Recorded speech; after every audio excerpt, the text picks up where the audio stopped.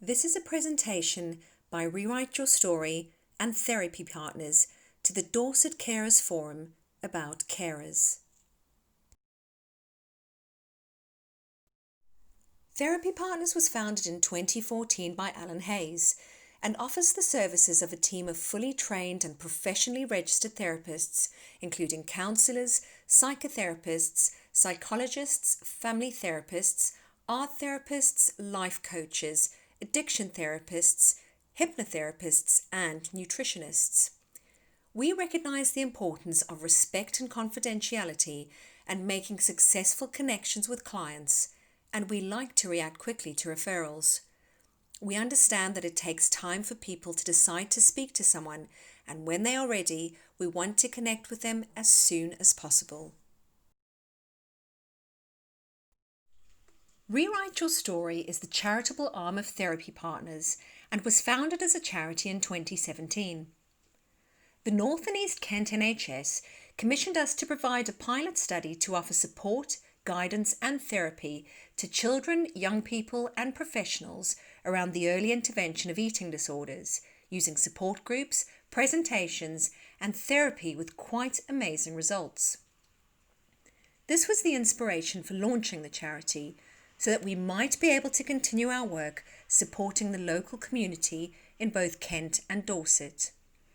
Our business is about people who need hope and deserve a better future. It's about finding the spark that enables a person we support to grow in self-worth and, where possible, independence. We do this by providing mental health support services ranging from talking therapies for young and older adults, families, informal carers, children and young people, through to coaching, workplace well-being and psychoeducational support and training. These are all based on the principle of supporting every person as an individual towards their own goals and aspirations. Our project Headstuff worked with schools exploring emotions within an educational context surrounding exam stress and expressing them safely through drama, supporting young people as they begin to process and understand themselves and the world around them. The three projects, Real Talk for children and young people, Release the Pressure, a project aimed at men, and Are You OK for the transport and logistics sector, are all working in partnership with local organisations and occupations providing confidential support for suicide prevention. We aim to create an open and accepting environment so people can talk about their mental health without judgment or fear of job security. We believe that suicide can be prevented through open and direct conversations and by raising awareness. We want to create a cultural shift in the way we talk about suicide for everybody. Rewrite Your Story in working with young people didn't only help us engage with young people, we were actively supporting parents and carers too. Whole families were struggling, not knowing where to go for support about the possibility of the early onset of an eating disorder. We developed an expertise in eating disorders and offer therapy and psychoeducational sessions.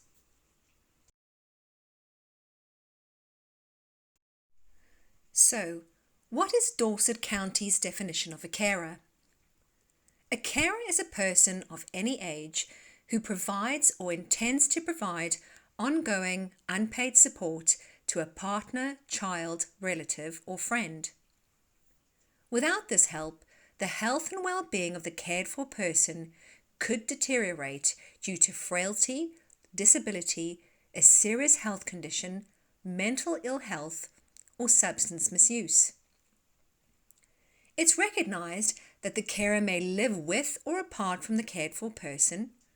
Professional care may also be in place. The cared for person could be in residential care, however the carer should still be recognised and may still need support. What we know about informal or unpaid carers. Recent research in April 2020 states we have therapists that have experience of being carers and understand that they are often invisible. They work really hard and caring takes its toll on their health, wealth, and well-being. They come in all ages across the employment spectrum, unemployed, retired, and underfunded. They attend to the on-call care needs of adults and children with physical and psychological distress and disabilities, older adults with long-term health issues, those with serious mental health conditions living in community settings, those living with long-term or life-threatening conditions, sometimes with comorbid conditions such as substance misuse, violence, and aggression on a daily basis, and many with intermittent hospital admissions. It's not an easy job in anybody's estimation. During the COVID-19 pandemic, the responsibility for vital tasks such as allaying fears, ensuring health messages such as hand washing and social distancing are followed, keeping strict boundaries around shielding to keep their loved ones safe, falls to informal carers. Carers are often the lifeline that make living more bearable. But this all takes its toll on carers' own physical, emotional, and psychological health, wealth, and well-being. During the COVID-19 pandemic, Rewrite Your Story received funding from Kent Health and Social Care to support informal carers. We offered strictly confidential online sessions through Zoom, Skype, or FaceTime, or one-to-one telephone sessions, all at a time to suit carers. There has been a good take-up from carers for this service. We also recognise that support is not only necessary during a national crisis, as we all know that carers face some serious challenges on a daily basis. We continue to raise funds to provide telephone and online support for carers indefinitely. Here are 2 case studies of families who have benefited from counselling. Case study 1.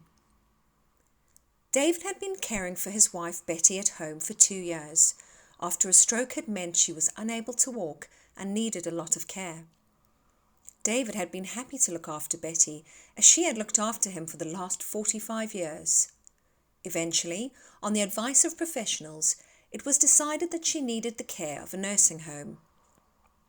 David visited every day and made sure that she had everything she wanted and that she was being well looked after by the staff, who also looked after him when he visited. Betty's health took a turn for the worse, and he got the dreaded phone call to say she was very ill, and she sadly died later that day. It had been difficult for David to make the decision to send Betty to the nursing home, and he constantly questioned himself about whether he had done the right thing. Had he done enough to make her comfortable throughout her stay? Was there anything else that he could have done throughout their time together that would have made a difference?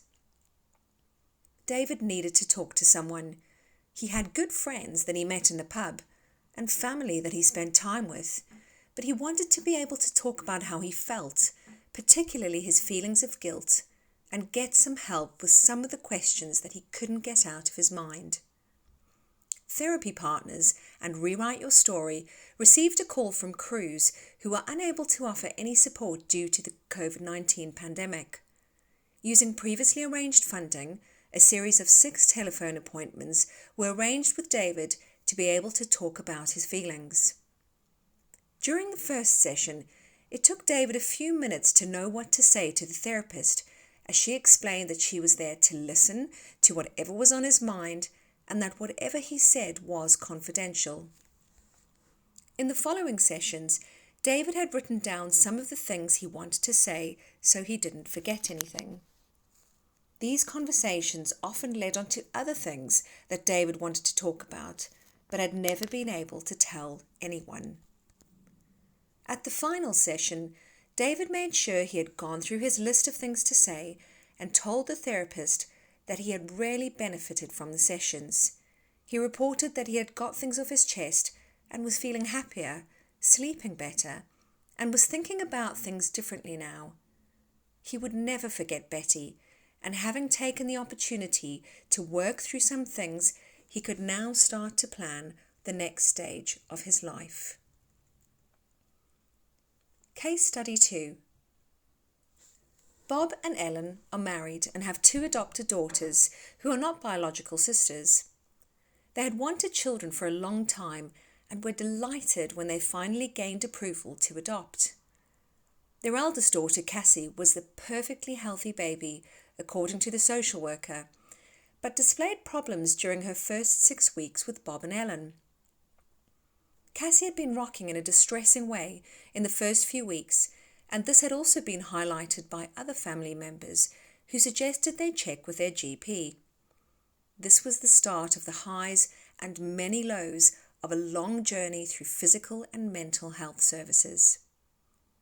During Cassie's life, she had been violent towards her adopted mum and her adopted sister on numerous occasions, and delinquent behaviour in her teenage years brought her to the attention of the police. Cassie had also become vulnerable to unscrupulous men who used alcohol and drugs to befriend her, and when she found life more difficult, she self-harmed, sometimes superficially and sometimes more seriously. Life had been very difficult for Cassie, managing her mental distress, and it had taken its toll on Bob and Ellen. They always wanted to do the right thing by their children and looked for the best advice from all the services involved. However, they often felt blamed and misunderstood by family, friends, and some professionals. Therapy Partners and Rewrite Your Story were able to obtain funding for counselling and support for carers, and both Bob and Ellen received telephone counselling for 12 weeks. This involved providing a non-judgmental relationship to explore their feelings openly and encourage them to use their inner resources to talk about what might be helpful or useful and to collaborate on what would work for them. During therapy, Bob and Ellen were able to be open and frank about their lives and know that someone was listening to their experiences with compassion and understanding. They reported that it had been most helpful to have someone to speak to, particularly about things that they were unable to talk about to their friends and family. It had made a real difference to how they managed to take care of themselves and each other and support their daughter's health and well-being.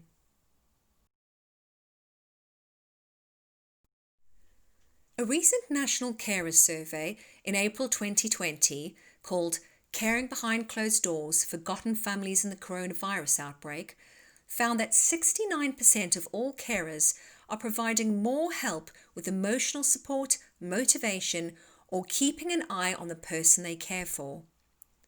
Recommendations from the survey are as follows. Increase awareness and recognition of the role of unpaid carers. Increase investment in mental health and well-being support for carers. And continue to ensure that there are creative ways of supporting carers through technology, local communities, and with the continuation of key support. So what are our plans in Dorset? We are constantly researching and applying for funding for carers in Dorset and looking for appropriate and relevant partnership working within the community. We are working on increasing the awareness of the role of informal carers and providing individual telephone or online therapy during the current restrictions. Providing person-to-person therapy, peer support therapy groups as part of the COVID-19 innovative mental health support groups, and delivering accessible and affordable systemic family therapy to families. We're in the process of bidding for funds to develop our work with carers and have received some very favourable responses so far.